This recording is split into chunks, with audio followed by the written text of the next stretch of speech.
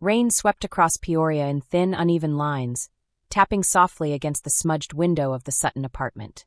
Rachel Sutton stood there for a long moment, her fingertips pressed lightly to the cool glass. The late afternoon sky was a flat, exhausted gray, the same color her life had slowly taken on over the past year.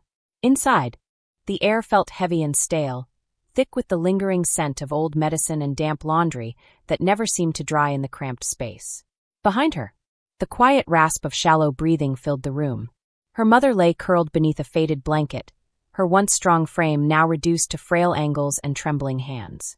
A year of worsening illness had drained the life from her, leaving only exhaustion and a soft, apologetic smile she no longer had the strength to maintain. Rachel forced a brighter expression as she turned toward her, the muscle memory of pretending she was fine guiding her face into something gentle. She had spent months perfecting that mask, her way of keeping fear from leaking into the spaces her mother could still see. But today, under the weight of the rain and the endless ache of helplessness, the mask felt brittle. She moved quietly through the tiny apartment, careful not to disturb the fragile peace of the moment. The kitchenette was barely a few steps from the bed, but every movement, opening a cabinet, filling the kettle, searching for the last clean mug, felt like wading through mud. Steam drifted upward as she prepared tea, the warmth settling briefly against her cold fingers. "How are you feeling?" she whispered, though she already knew the answer. Her mother nodded weakly, her gaze unfocused. Rachel set the cup on the bedside table and tucked the blanket closer around her shoulders, wishing she could offer something stronger than lukewarm comfort. In the narrow hallway, the old wall clock ticked with an almost aggressive precision.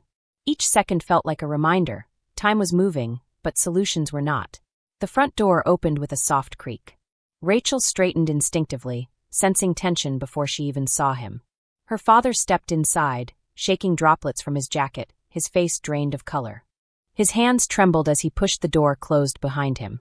She didn't ask what was wrong. She didn't need to. The fear in his eyes told her everything. The dread she'd been trying to outrun had finally caught up with them. He lingered by the doorway, unable to move or speak, as if the simple act of forming words would break him. The ticking clock grew louder, filling the silence until it felt like a pulse pounding against the walls. "Dad!" Rachel whispered. He looked at her then, really looked at her, and the weight he carried was unmistakable. Something terrible had happened. Something that would change everything again, in ways she wasn't sure she had the strength to face. The rain kept falling outside, steady and indifferent. As the room held its breath, waiting for his voice to return, the silence that followed felt heavier than the humid air clinging to the apartment walls. Rachel waited, her heart thudding in a slow, painful rhythm. Her father finally lowered himself into the worn kitchen chair, the legs scraping the linoleum with a sound that made her flinch. He buried his face in his hands, shoulders sagging in a way she had never seen before. "It's about the money," he said at last, his voice gravelly and thin.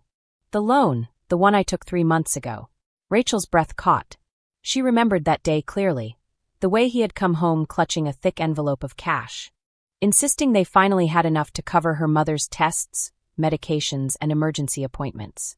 She remembered how relieved he had looked, how her mother had cried into her hands, whispering thank you over and over. They all knew it wasn't a bank loan, but they were desperate, and desperation didn't leave room for better choices. Her father rubbed his temples, eyes squeezed shut. "They came back today. The lender's men. They want everything returned. Not just the principal. The interest too." Rachel gripped the edge of the counter. "How much?" His silence was answer enough. Finally, he forced the words out. "We have 1 week. If we don't pay, they'll take the apartment." He swallowed hard. They said they could start the process tomorrow if they wanted to. The room tilted slightly. Rachel felt as though the floor beneath her shoes had dissolved, leaving her suspended in uncertainty. A week. 1 week to repay an amount none of them could possibly gather. Not when every dollar they had was being poured into painkillers, inhalers, and specialist visits. Her mother let out a choked sob from the bed. Rachel turned just in time to see her cover her face with trembling hands, her thin shoulders shaking under the blanket. "This is my fault," she whispered. "I told your father we had no choice. I said we should take the money. I should never have." "Mom!" Rachel knelt beside her, reaching for her hands. "Don't say that. Please don't." But her mother couldn't stop. The guilt came pouring out, about the bills, about the pressure, about the weight she felt she had placed on her husband and daughter. The kind of guilt that grew slowly over months until it shaped every thought, every breath. Her father stared at the cracked tile floor, unable to look at either of them. "I thought I could handle it," he said quietly. "I thought we'd figure it out before they ever came back." Rachel wished she could find the right words, something strong enough to anchor them. But all she felt was the crushing realization that their problems were no longer creeping toward them. They were already at the doorstep, demanding payment. And the ticking clock on the wall kept moving forward, steady and unforgiving, marking the time they no longer had. Her father hesitated before speaking, as though the words themselves were too heavy to lift. He clasped his hands together, squeezing until his knuckles turned white. When he finally met Rachel's eyes, there was something broken in his expression, something that warned her the next sentence would change everything. There was another option," he said quietly. "An alternative they offered." Rachel felt her stomach tighten. What kind of alternative? Her father swallowed hard, his gaze drifting toward the window, as if he hoped the rain might somehow wash the truth away. "The man who runs the lending outfit, he saw you once. Months ago when he came by to check on the apartment. He remembered you." His voice cracked. "He said that if you agree to marry him, the entire debt disappears." For a heartbeat, Rachel couldn't breathe. The words didn't make sense at first. They hovered in the air like something absurd, something meant for a different world. But then the meaning sank in, rooting itself in her chest like ice. "Marry him," she whispered. "Dad, he's nearly 60. Her father nodded, shame bending his shoulders. "I know." Her mother tried to sit up, panic lighting her weak eyes. "No, absolutely not. She's our daughter, not a bargaining chip. And what choice do we have?" Her father replied, his voice fraying with frustration and despair. "We're out of time, out of money. The hospital is calling again for payment. The rent is late. The prescriptions, don't say it." Her mother's voice broke. "I would rather lose this apartment than lose her." Rachel stood frozen, her pulse echoing in her ears. Ophthalmologist bills were stacked on the kitchen counter, every envelope stamped in red. The medication copays had doubled. The last specialist visit had nearly wiped out what little savings they had. Every day felt like fighting a tide that kept rising, no matter how desperately they bailed out water. Her father looked at her with pleading eyes. "Rachel, I don't want this for you. Your mother doesn't want this.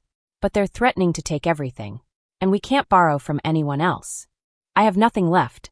Rachel turned away, gripping the back of a chair to steady herself. She wanted to scream, to run into the rain, to find a doorway out of this nightmare. But the reality was merciless. Without help, her mother's treatments would stop. Without the apartment, her mother wouldn't survive the winter. Later that night, long after her parents had fallen into restless sleep, Rachel sat alone in the dark, listening to the roof drip steadily with each passing hour. She thought about the man she had never spoken to, the man who wanted her as payment. She thought about her mother's labored breathing, her father's trembling hands, the bills that kept arriving. By dawn, after a night stripped of rest or hope, she made her decision. She would agree. Not for herself, never for herself, but because saving them was the only choice she had left. The car sent for Rachel arrived just after sunrise, a sleek black sedan that looked painfully out of place in the cracked parking lot outside her apartment building. She hesitated before opening the door, taking one last look at the life she was leaving behind. Peeling paint, rusted stair rails, the smell of damp concrete. Then she climbed inside, hands folded tightly in her lap, as the driver pulled away. The farther they drove, the more the landscape changed. Worn neighborhoods gave way to clean sidewalks, sprawling lawns, and quiet streets lined with old-growth trees. By the time they reached Lake Forest, the world around her felt impossibly distant from the one she knew. Lancaster Manor appeared at the end of a long, winding driveway, its stone facade rising behind a curtain of towering oaks. It looked like a relic from another century, grand, imposing, and untouched by time. The front doors were taller than any she had ever seen, accented by wrought iron details that cast sharp shadows across the steps. The place was beautiful, but something about it left her cold. Inside, the air shifted from cool morning breeze to a polished stillness that felt almost staged. Every surface gleamed: marble floors, heavy wooden banisters, and chandeliers that caught the light like frozen water. Yet the house itself felt strangely hollow, as if all the warmth had been drained from its walls long ago. A man stood near the base of the staircase, leaning slightly on a cane. Henry Lancaster. His presence was quieter than she expected, less intimidating than the idea of him had been. He was tall but stooped, his shoulders pulled inward as though trying to conserve what energy he had left. An oxygen cannula rested against his cheeks, the thin tubes disappearing behind his ears. "Rachel," he greeted softly, his voice strained but sincere. "Thank you for coming." She nodded, unsure how to respond. Up close, he looked even more fragile than she'd imagined. His skin was pale, his movements deliberate and slow, each step measured to avoid losing balance. There was a gentleness in his eyes, something tired but not unkind. And because of that, the guilt she carried pressed a little harder against her ribs. 2 staff members appeared almost immediately, one offering Henry a glass of water, another adjusting the oxygen tubing with delicate care. Their behavior bordered on exaggerated, their movements too cautious, too rehearsed. It was as if they were afraid he might break. Henry noticed her confusion. "They worry," he said quietly. "More than they should." Rachel offered a polite smile, though unease continued to twist low in her stomach. She followed him through the foyer, her footsteps echoing across the marble. The house felt colder the deeper they walked, not in temperature but in spirit. She had come here believing she understood what she was sacrificing. But now, surrounded by the quiet grandeur of Lancaster Manor, a new reality settled in. She was stepping into a life she didn't choose, tied to a man she barely knew. Inside a home that held more secrets than comfort. And something about that realization felt undeniably wrong. The wedding happened the next afternoon, if it could even be called that. A clerk from the Lake County office arrived in a government-issued sedan, carrying a briefcase and a stack of neatly printed forms. He was polite enough, but it was clear he had performed this procedure countless times. There was no music, no decorations, no rings carefully chosen or vows written with trembling hands. Only a transaction written on official paper, completed in the quiet stillness of Lancaster Manor's library. The library itself was beautiful, towering shelves, leather-bound volumes, dust motes suspended in thin beams of light, but the ceremony inside it felt hollow. Rachel stood beside Henry at the center of the room, while 2 staff members served as witnesses, their expressions unreadable. The clerk asked the required questions, recorded their signatures, stamped the final page, and offered a brief nod of acknowledgement. "Congratulations," he said in a tone that carried no warmth. Then he left. The sound of the front door closing echoing through the long hallway like a final punctuation mark. No celebration followed. No small gathering. No shared meal. The house remained as silent and cold as it had been when she first arrived. That night, Rachel was escorted to the bedroom that would technically be hers, though Henry's room was down the hall. She sat on the edge of the bed, hands clasped tightly in her lap, the reality of the day settling over her like an invisible weight. A soft knock sounded at the door. Henry stepped inside slowly, leaning on his cane, the oxygen tubing trailing behind him. He looked more drained than usual, as if the short ceremony had taken more energy than his body could spare. "I didn't want you to be alone," he said quietly. Rachel nodded, unsure what she was supposed to feel. Gratitude? Fear? Sadness? All of it mixed into something murky and overwhelming. Henry hesitated, then reached up to disconnect the oxygen line. He removed the mask gently, setting it on the bedside table. Without the medical equipment, the full extent of his illness came into view. His skin looked thin and nearly translucent under the soft lamp light. Surgical scars traced along his jaw and neck, remnants of procedures meant to keep him alive. His breathing deepened, his chest rising and falling with effort. Rachel froze. Her breath caught in her throat. She hadn't expected this, hadn't expected the stark truth of how fragile he truly was. Henry noticed. "I'm sorry," he murmured. "I didn't want you to see me like this so soon." He took a small step back, creating space rather than closing the distance between them. "I know this isn't what you wanted. I know you didn't choose this life. But I promise you, I will never force anything on you. Not now. Not ever." His voice held no bitterness, only exhaustion. And something else, something almost like sorrow. It unsettled her more deeply than the scars or the oxygen tubes. Because for the first time, Rachel realized that Henry wasn't her captor. He was another kind of prisoner, trapped in a failing body, trapped in a house full of silence. And now tied to her by circumstances neither of them could escape.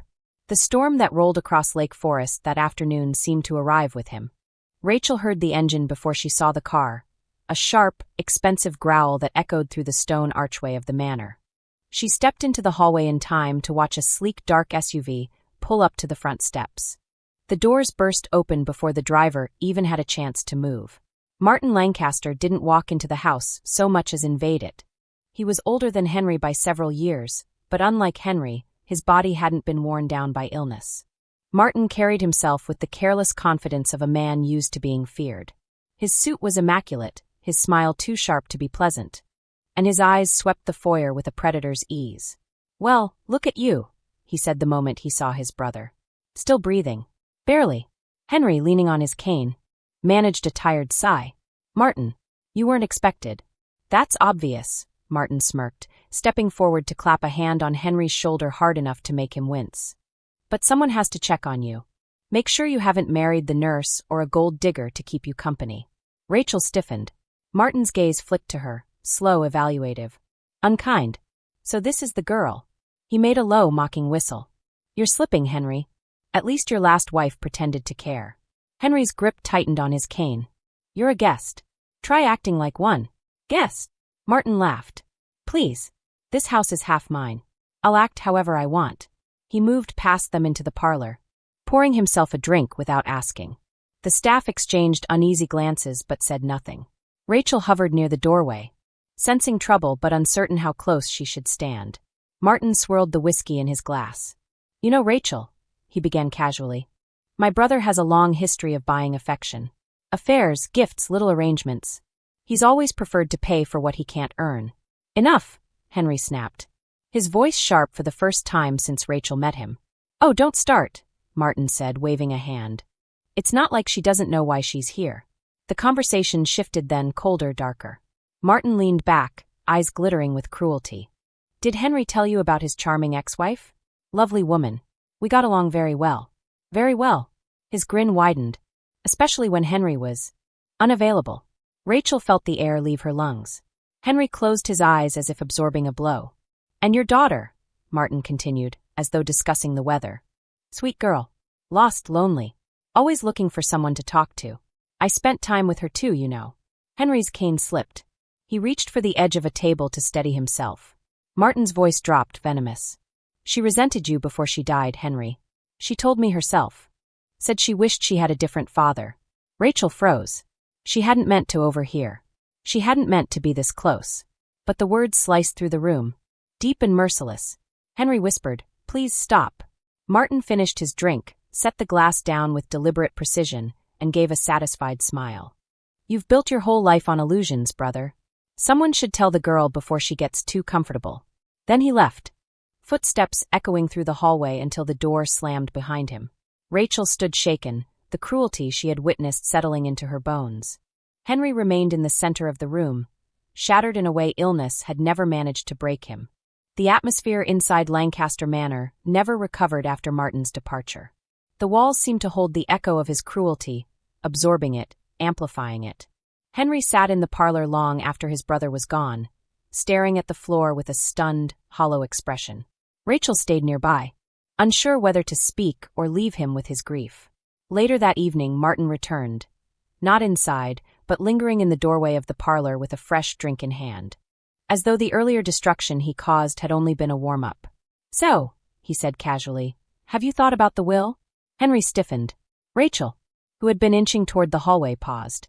Martin stepped farther into the room, circling his brother like someone inspecting a wounded animal. "You've married unexpectedly. You're not exactly in peak health. Seems like a turbulent time for your estate planning." Henry exhaled slowly. "I intend to revise it." "Oh," Martin raised an eyebrow. "You? Revise it? When?" "You can barely walk to the study without gasping for air." Henry's hand tightened on his cane. "I will sign new documents soon." "Soon," Martin repeated, savoring the word. "Well, paperwork is a funny thing, Henry. So very fragile. And time." He tapped the face of his gold watch. "Time slips faster than you think." Rachel felt a cold pulse travel up her spine. Martin leaned in just enough to make Henry flinch. "Of course. Anything could happen before those new papers appear, right? Houses like this have stairs. Kitchens have sharp edges. Hearts fail." "Get out," Henry whispered. Martin smiled, slow and poisonous. "I'm only worried about you, brother." Rachel stepped back into the hallway, heart racing. But Martin wasn't done. He followed her out, closing the parlor door behind them with a soft click. "Walk with me for a second," he murmured. Rachel didn't move. Martin leaned close enough that she could smell the whiskey on his breath. "You're new here, so let me give you a little family education." She swallowed hard. "If Henry dies before signing anything new, you know what happens, right?" She didn't answer. Martin gave a chilling, amused exhale. "You get nothing. Absolutely nothing. You're not protected. You're not secured. You're not even a footnote." His eyes gleamed with satisfaction. "And I," he tapped his chest lightly, "inherit everything. The house. The land. The accounts. Every last dollar. All of it falls straight to me." Rachel felt the world tilt slightly. She had known this place held secrets. She had known Henry was vulnerable. But this open, calculated threat was something else entirely. Martin leaned closer, voice dropping into a whisper sharp enough to cut. "So for your sake, dear Rachel, pray that my brother lives long enough to finish those papers." He stepped back with a smile that didn't reach his eyes. "Pleasant evening." Then he disappeared down the hall as if nothing he said carried consequences. Rachel stood frozen, realization sinking deep into her bones. Danger wasn't just lurking in this house. It was walking its hallways freely, smiling as it passed her. Lancaster Manor always felt too large for the number of people who lived inside it. But Rachel soon realized that nothing in the house truly went unnoticed. Especially not by Mary Lou Harrington. Mary Lou had served the Lancaster family for nearly 4 decades. Long enough for her posture to carry the quiet discipline of habit and loyalty. She moved through the hallways with a soft step and an expression that rarely changed. But her eyes missed nothing. They were sharp, steady, and far more alert than her age suggested. Rachel often caught her watching, never rudely, just observantly. As if she were cataloging every shift in the manor's brittle peace. One afternoon, as Rachel passed the open doorway to the laundry room, Mary Lou called her name in a low voice. "Miss Sutton." Rachel paused. "Yes." Mary Lou looked down the hallway to be certain they were alone before stepping closer. Her voice lowered further. "You're not safe here if you trust the wrong people." The words struck Rachel like a cold breeze. Mary Lou folded a towel neatly, her hands moving with practiced calm. "This house has seen things. Arguments. Betrayals. Secrets that never healed." Her gaze locked on Rachel's. "If you value your peace, trust only Mr. Henry. No one else." Rachel swallowed. "Why are you telling me this?" "Because I've watched those boys, both of them, since they were young," Mary Lou replied. "I know their hearts. Mr. Henry is kind, but he's fragile. Mr. Martin," she hesitated, searching for the right word, "is a man who enjoys winning, no matter the cost." A chill slipped down Rachel's spine. She thought of Martin's smirk, his threats, the cruel ease with which he spoke about Henry's pain. Mary Lou placed the folded towel on a shelf. "Keep your head down. Be cautious. This house listens." Rachel nodded, her hands trembling slightly as she stepped away. Gratitude and fear tangled tightly in her chest. Gratitude for the warning, fear for why it was necessary. That night, the weight of everything pressed harder than before. After speaking with her parents by phone, Rachel learned her mother's health had taken another downturn. The pain had worsened. The doctor recommended new tests they didn't have the money for. The guilt hit her with brutal force, as if by stepping into Lancaster Manor.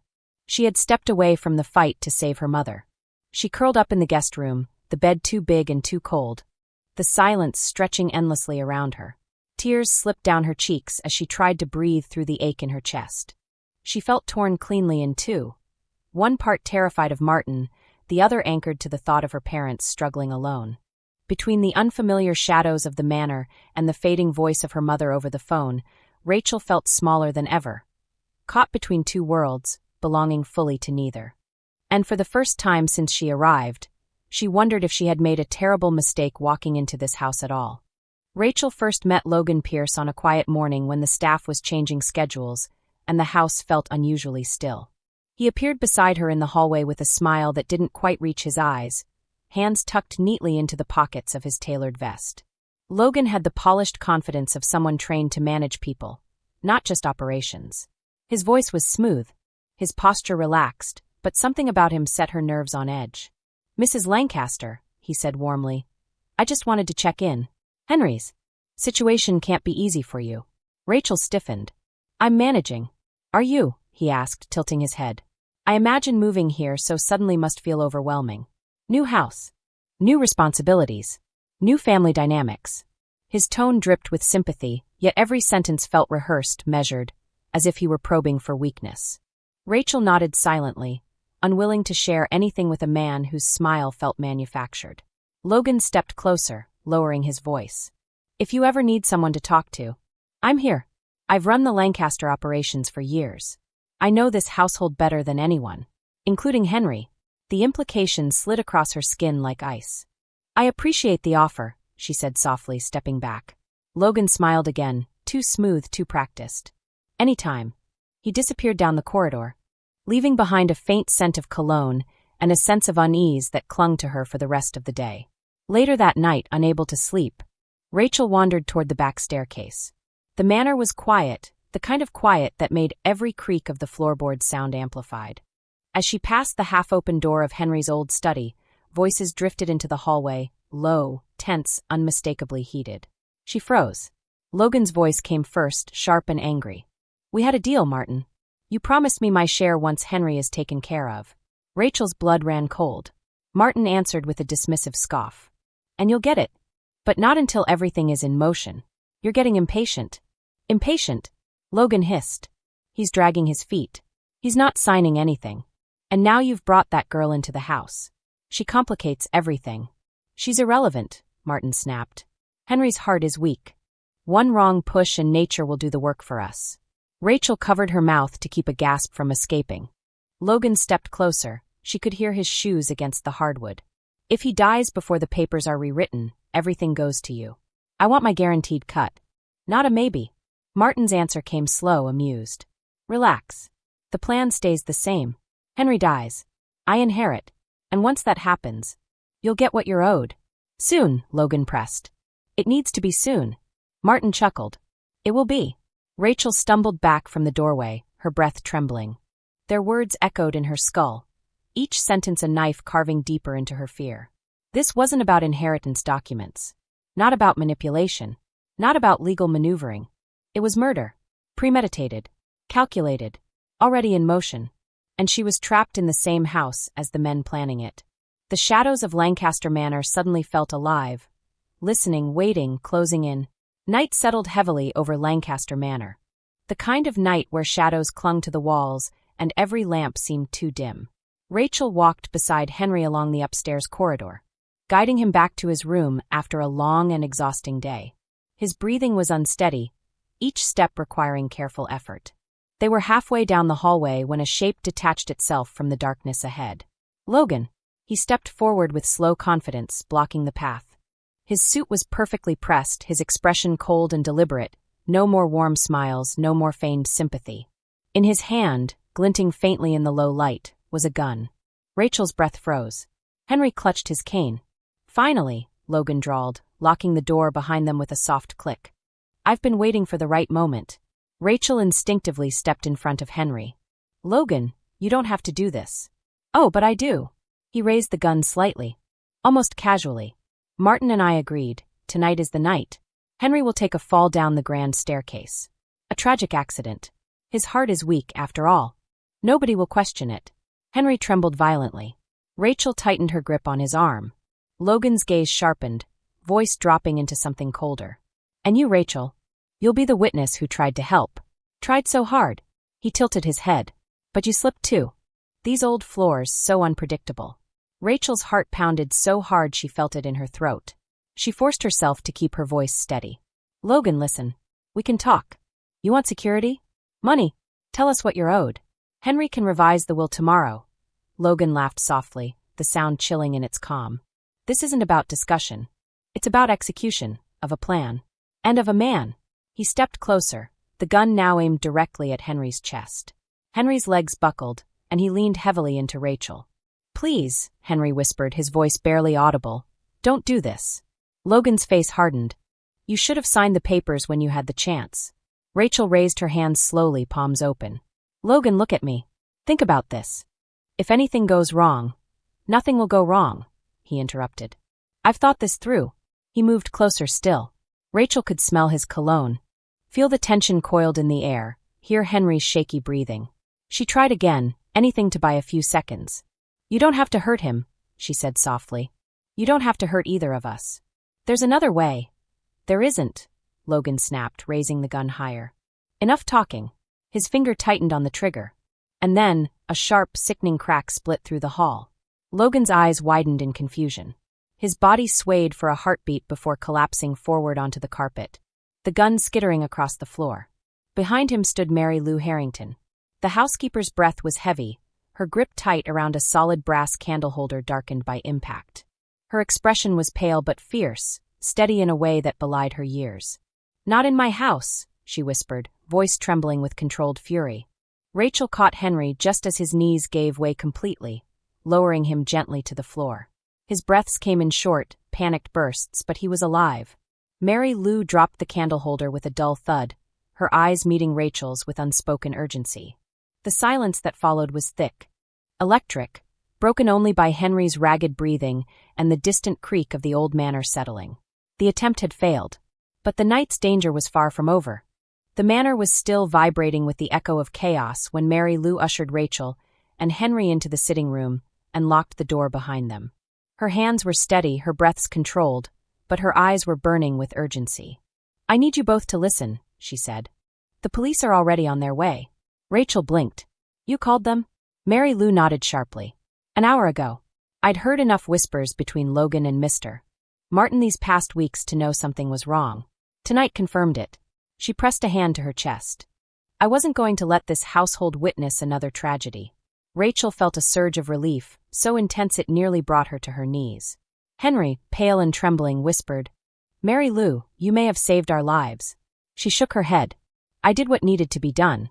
Within minutes, the manor flooded with the sharp blue-red glow of squad car lights bouncing through the tall windows. Officers moved quickly, securing the hallways, tending to the unconscious Logan, and separating staff for statements. Rachel stayed close to Henry, her hand gripping his tightly as detectives pieced together the shattered threads of the conspiracy. One officer approached them with a laptop. "Mr. Lancaster, we pulled the relevant footage from your security system. It's all here." Mary Lou leaned closer. "The study camera?" she asked. "Yes, ma'am." The detective clicked play. The screen displayed Logan late at night, seated at Henry's desk. He rifled through stacks of papers, selecting specific documents with deliberate care. Then he pulled out a pen and began signing Henry's name, slowly, confidently, as though he had practiced it many times before. Henry inhaled sharply, his grief audible. "Those are my investment accounts," he whispered. "My daughters fund my medical directives," the detective nodded. "There's more." He pulled up another clip, Logan scanning documents into a portable drive, then returning them to the drawer as if untouched. Rachel felt sick. A second officer entered the room. "We reached the bank."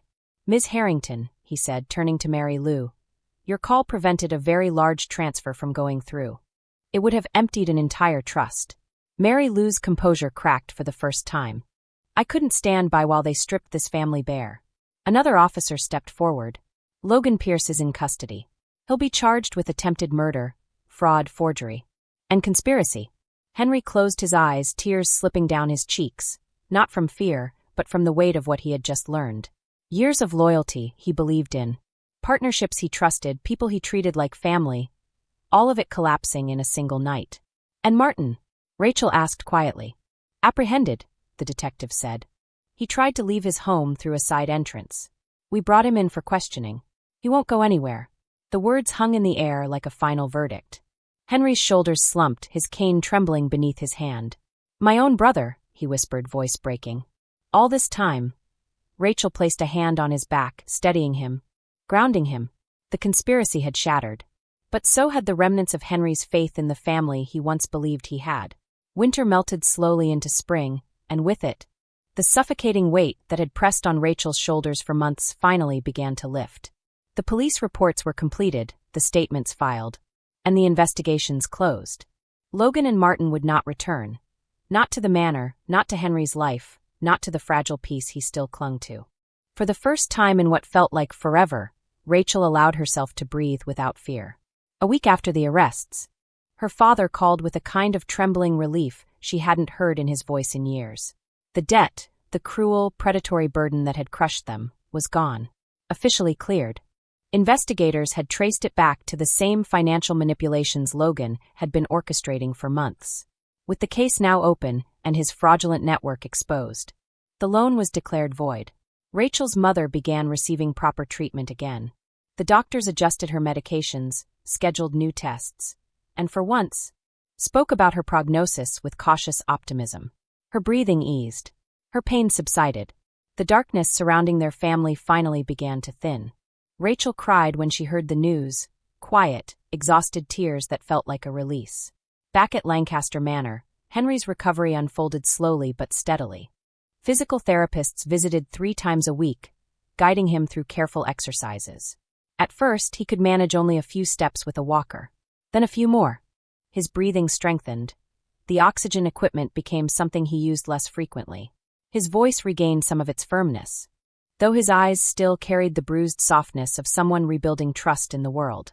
Rachel stayed, not because she owed him anything, not out of debt, pity, or obligation, but because something had shifted between them after the night of the attempt. In the aftermath of fear, a gentler truth had emerged. She genuinely cared for him. For the quiet way he always asked about her parents. For the soft humor that returned as his strength did. For the bravery it took him to face the betrayals that had nearly destroyed him. Lancaster Manor slowly transformed, too. Mary Lou began opening the windows again, letting fresh wind sweep the stale shadows from the rooms. Curtains were washed, furniture rearranged, corners dusted that hadn't seen light in years. The air took on a different quality, less heavy, more alive. Henry walked the hallways each morning, leaning on his cane but no longer trembling. Rachel often walked beside him, matching her pace to his. Sometimes they spoke, other times silence was enough. And Rachel, she began to smile again. Not the polite, strained smiles she used to hide her fear, but real ones, small, warm, genuine. One evening, as the sun dipped low over the lake, painting the stone walls in amber, Rachel stood at one of the tall windows and watched Henry make his slow, determined way through the garden with Mary Lou at his side. His steps were careful, but they were steady. She felt something settle inside her, something quiet and deeply human. No grand victory had arrived. No dramatic endino. No sweeping justice that erased the past. Just peace. Just safety. Just the first hint of real healing. And for Rachel, after everything that had happened, that was more than enough.